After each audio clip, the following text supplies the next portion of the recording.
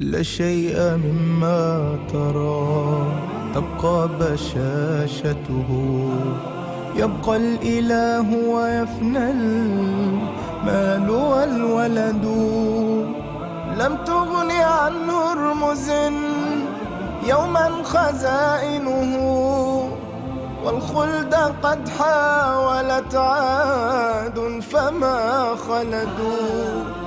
أين الملوك التي كانت لعزتها من كل باب إليها وافد يفد؟ انظر لمن ملك الدنيا بأجمعها، هل راح منها بغير القطن والكفن؟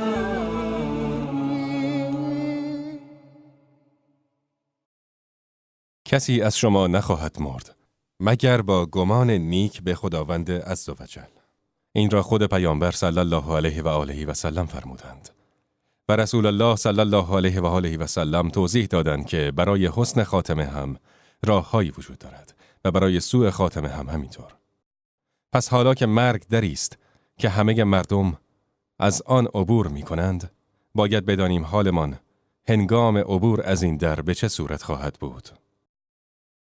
یکی از راه‌های حسن خاتمه راستی با خداوند متعال است. این که منافق نباشی، ریاکار نباشی، نه اینکه به مردم یک چیزی نشان بدهی و در دلت چیز دیگری باشی، نه اینکه به ظاهر پیش مردم آدم خوبی باشی ولی در پیشگاه خداوند اهل فساد باشی، نه اینکه به مردم نشان دهی اهل تقوا هستی، پرهیزگاری، محب اللهی و به درگاهش نزدیکی، ولی وقتی که تنها شوی در خلوت دست به معصیت بزنی. نه.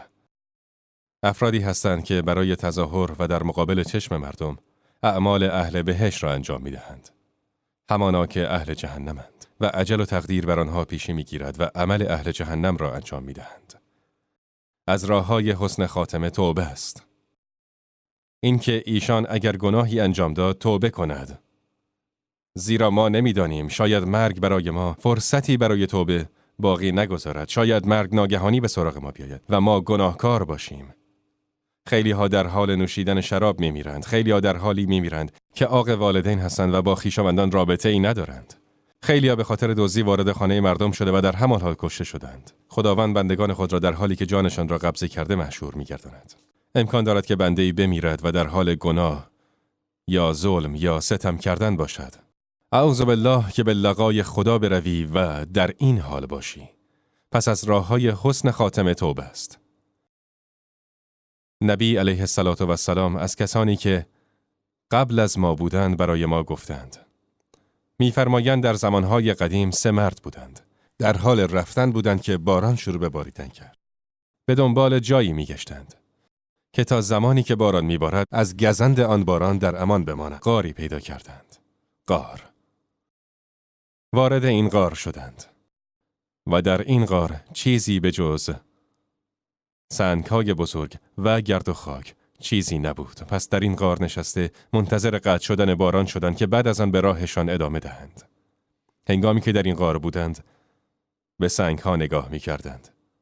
داخلش را می‌دیدند و صحبت می‌کردند که ناگهان طوفانی عظیم شروع شد و یکی از صخره‌های بزرگ لغزید و از بالای کوه غلتید و مدخل ورودی غار را مسدود کرد. همانند همین غاری که ما همکنون در آن هستیم از داخل بسیار بزرگ است.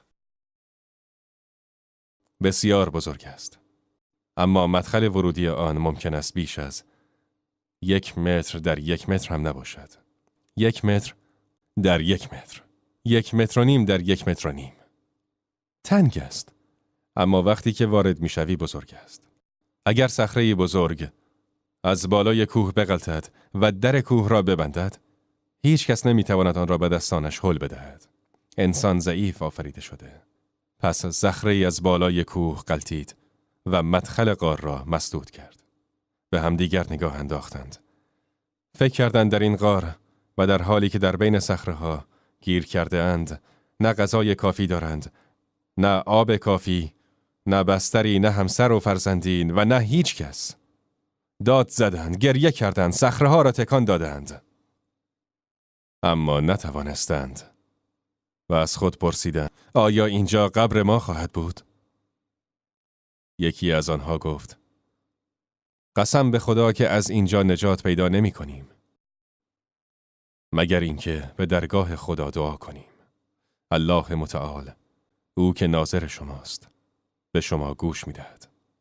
به آنچه که در قلبتان می گذرد آگاه است. پس با اعمال صالحتان به درگاهش دعا کنید. این سبب شد که به فکر فرو روند. چه عمل صالحی انجام دادم؟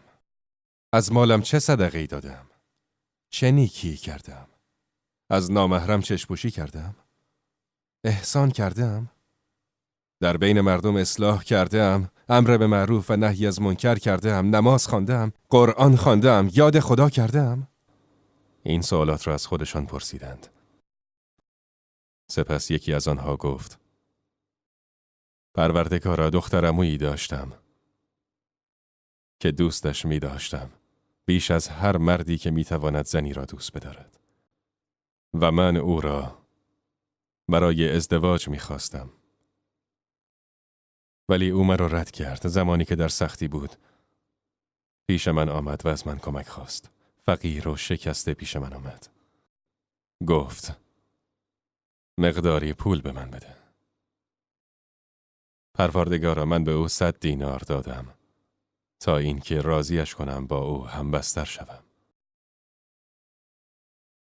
تا اینکه راضی شد و مثل مردی که با همسرش می نشیند میان پاهایش نشستم. گفت از خدا بترس، این کار را نکن مگر از راه حلال. و با اینکه عزیزترین کسم بود از پیشش برخاستم و پول را برایش گذاشتم. پروردگارا، از من بپذیر که این کار را فقط به خاطر تو و طلب رضایت تو در حق او انجام دادم. فرجی کن پروردگارم که از این موقعیت رها شوم. در این موقعیت به تو التماس می کنم. پیامبر صلی الله علیه و آله و سلم می فرماید صخره به حرکت درآمد. صخره به حرکت درآمد. ولی هنوز قادر به خروج از آنجا نبودند. و دومین مرد گفت پروردگارا، والدینی داشتم که بسیار کهنسال و فرسوده بودند و با ارزشترین دارایی من در کل دنیا بودند. تا اینکه برای چرای گوسفندان به محلی دورتر رفتم. این مرد فرزندانی دارد که دوستشان دارد. برایش عزیزند. دلتنگشان می شود. همسری دارد. پدر و مادری دارد که آنها بسیار کهنسالند. برای خورد و خوراکشان درآمدی ندارند و تنها منبع درآمدشان همان گوسفندان است که به چرا میبرند و شبها در راه برگشت گوسفندها را میدوشد و شیر دوشیده را نزد پدر و مادرش میآورد. بعد از اینکه پدر و مادرش نوشیدند و سیر شدند، سپس به فرزندانش میدهد تا بنوشند و بعد از آن همسرش و بعد خودش. تمام روز منتظرش میمانند و این شامشان است. روزی از روزها جای مناسبی برای چرای گوسفندانش در آن نزدیکی ها نبود. پس آن روز مجبور شد گوسفندانش را برای چرا به جای دورتری ببرد. گفت پروردگارا، روزی برای چرای گوسفندانم به محلی دورتر رفتم و زمانی که با ظرف شیر پیششان برگشتم، همه آنها در خواب بودند. پس خداوندا، من همانجا با ظرف شیر بالای سرشان ایستادم. دوست نداشت پدر و مادرش را بیدار کند و لذت خواب را از آنها بگیرد و نمیخواست قبل از آنها به فرزندانش بدهد یا خودش بنوشد. گفت همانطور با ظرف شیر ایستاده بودم و بچه ها فریاد میکشیدند و پیش پایم گریه میکردند. اما با ظرف شیر ایستادم تا اینکه پدر و مادرم بیدار شدند و نوشیدند. پروردگارا، اگر از من بپذیری که این کار را فقط به خاطر تو، طلب رضای تو و خوشنودی پدر و مادرم انجام دادم، فرجی کن که از این موقعیت رها شوم. فرجی کن که از این موقعیت رها شوم. این را میگوید و کودکانش را که منتظر بودند به یاد میآورد. به یاد میآورد که والدین کهنسالش منتظر حضور او بودند. به یاد میآورد که همسرش منتظر اوست. پروردگارا فرجی کن. پیامبر صلی الله علیه و آله و سلم می‌فرماید صخره به حرکت درآمد، ولی هنوز هم نمی‌توانستند از مدخل آن خارج شوند. هر دو شخص دعا کردند. اولی دعا کرد با دوری کردن از حرام و خدا با این عمل خالصش نجاتش داد. با این عمل به درگاه خدا متصل شد. و دومی با نیکی به والدینش دعا کرد. او حاضر نبود این شیر را به فرزندانش بدهد. پس وی حتما در دیگر امور هم با والدینش همین گونه نیکوکار بوده و خداوند با این عمل نجاتش داد. نگاهی به شخص سوم کردند. سومی گفت پروردگارا، زمینی از مال خدا داشتم و چند کارگر برای کشاورزی اجیر کردم. مزدشان را پرداخت کردم. همه حقشان را گرفتند به جز یک نفر. آن مرد مزدش را اندک دید و گفت این پول برای کار سخت و تلاشی که کرده ام کافی نیست. عصبانی شد و پول را گذاشت و رفت. وقتی که رفت و پولش را گذاشت، این مرد برای پول کارگر از خدایش ترسید. میدانست که این پول حق برادرش است. پس پول را برای خودش برنداشت، بلکه پیش خودش محفوظ نگه داشت و تصمیم گرفت آن را زیاد کند. پس با آن پول گوسفندی خرید و بعد آن گوسفند بره‌ای آورد و این گوسفند بچه‌اش مال آن مرد غایب شدند. بچه گوسفند بزرگ شد و پروار شد و بچه دار شد و بچه‌اش بزرگ شد و باز بچه دار شد. گوسفندها زیاد شدند. بعد چند تا از آنها را فروخت و گاوی خرید. آنها هم زاد و ولد کردند و فروختش و شتری خرید که آن هم زاد و ولد کرد. سالها گذشت و آن مرد غایب بود. و این مرد امین مراقب مالش بود. پس از سالها آن مرد غایب از راه دوری آمد پیش صاحب پول تا پولش را بگیرد. گفت پروردگارا، او آمد و پولش را درخواست کرد. خداوندا به او گفتم این دره را می‌بینی؟ این دره را می‌بینی که پر است از شتر، گوسفند و گاو؟ آیا می‌بینی؟ گفت بله. گفتم این مال توست. آن فقیر نگاهی کرد و گفت آیا من این همه ثروت دارم؟ مرد فقیر یادش می آمد که فقط کمی پول طلب داشت که در یک کف دست جا می شد. به او گفت از خدا بترس. مرا تمسخر نکن. می خواهی بگویی که من فقیرم ولی تو غنی؟ می خواهی نشان دهی که تو قوی هستی و من ضعیف؟ می خواهی این را بگویی؟ به خاطر این که خداوند به تو بیشتر مال بخشیده مرا مسخره می کنی؟ من هیچ دلیلی ندارم، مدرکی یا شاهدی که نشان بدهم تو به من بدهکاری. از خدا بترس و مسخره‌ام نکن. باور نمی کرد. باورش نشد که این همه مال برای اوست. گفت قسم به خدا که این مال برای توست. قسم به خدا که همه اش مال توست. پولت را به گردش درآوردم. برایت سرمایه گذاری کردم. اکنون تمام این چارپایان و چوپایان در این دره از آن توست. سپس گفت آن مرد همه چارپایان را از آنجا برد. همان مردی که صاحب اصلی پول بود. دنبال مالش آمد و تمام گاوان و گوسفندان و شترها را از آنجا برد و رفت. سپس این مرد در حالی که بین صخره‌ها و سنگ‌ها گیر افتاده بودند ادامه داد. صخره‌هایی که به هیچ صدایی پاسخ نمی‌دهند، گشنه را سیر نمی‌کنند.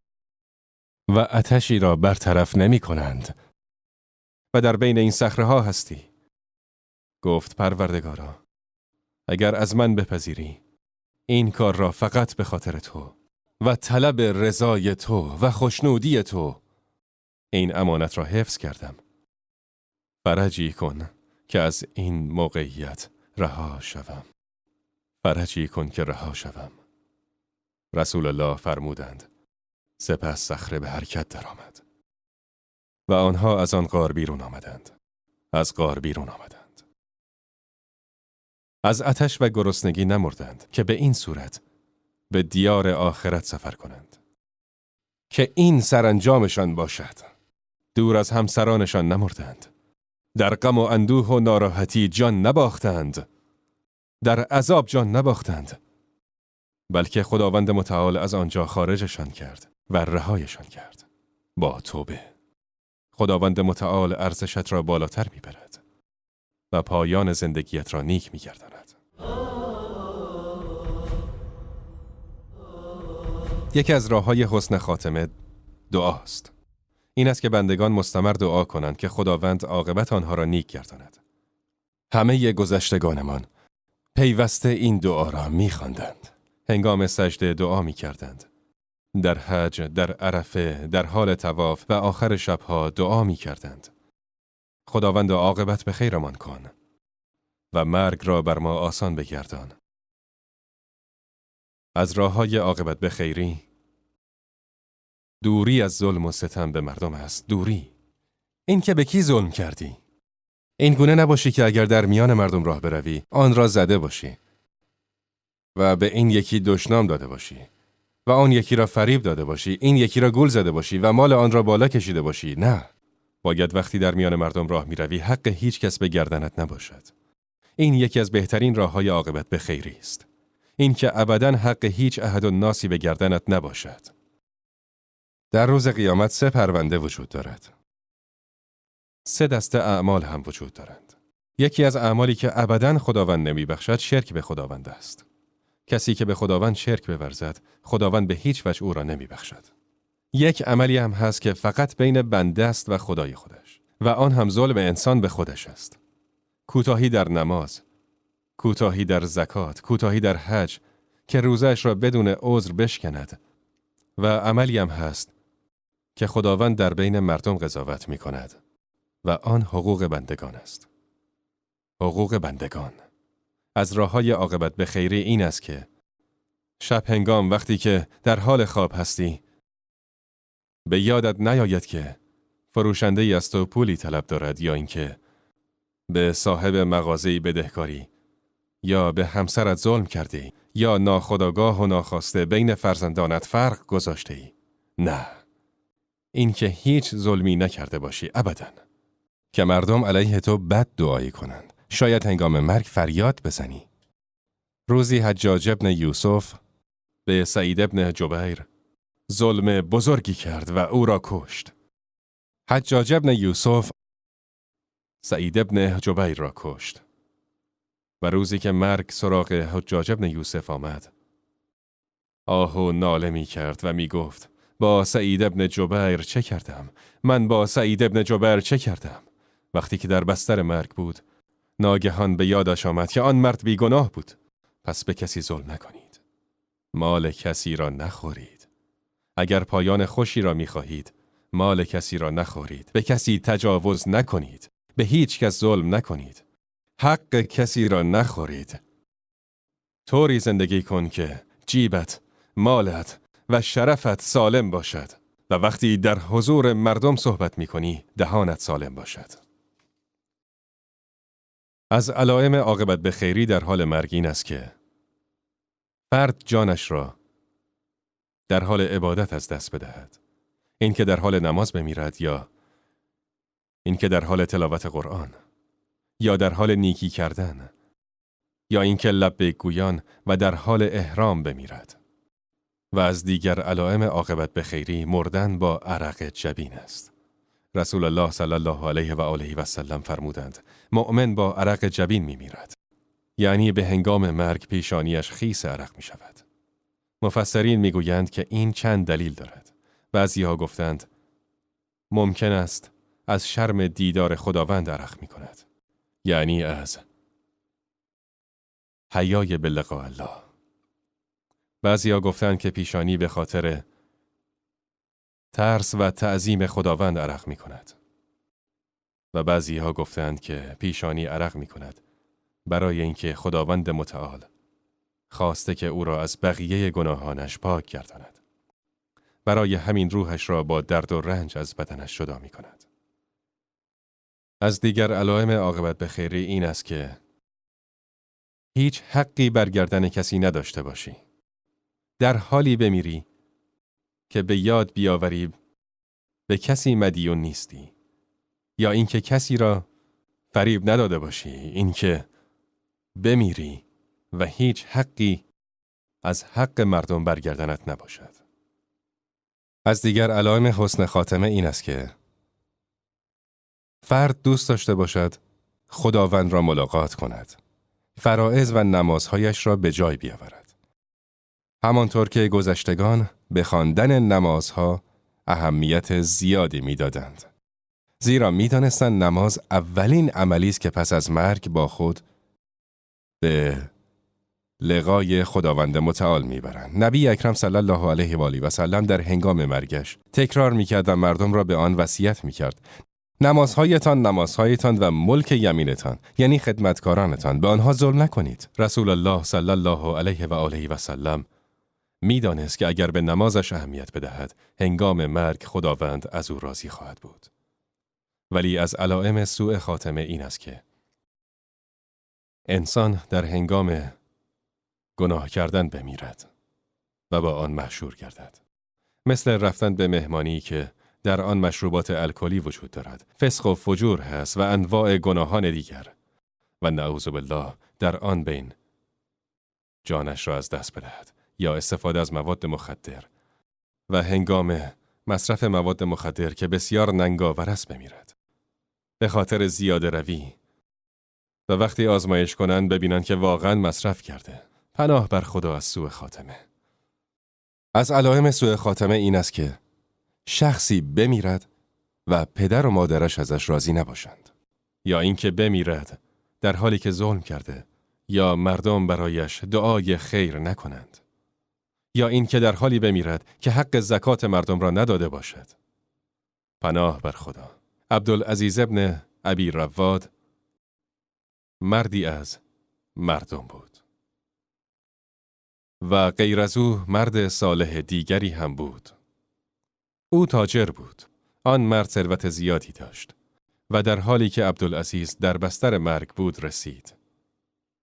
طلاها را نشانش داد و گفت: من را برای تجارت فرستادی و این درآمدمان است. این درآمدمان است. به این طلاها نگاه کن. او به سکه ها نگاهی کرد و گریست و گفت: ای کاش اینها فضولات شتر بود، یعنی پشکل شتر بود. گفت: ای کاش اینها پشکل شتر بود. مال و ثروت بی نیازم نکرد تا این که در همین حال جانش را داد.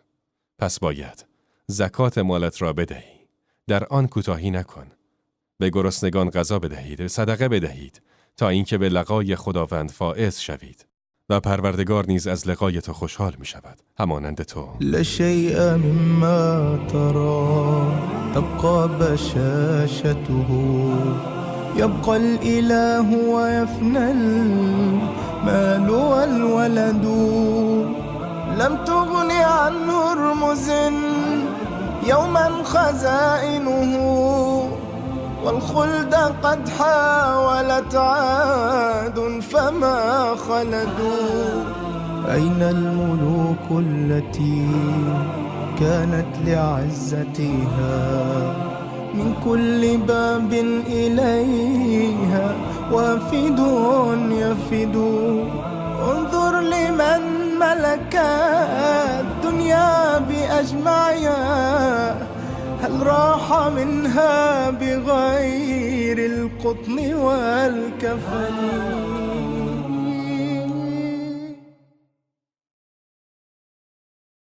لا شيء مما ترى تبقى بشاشته يبقى الإله ويفنى المال والولد لم تغن عن هرمز يوما خزائن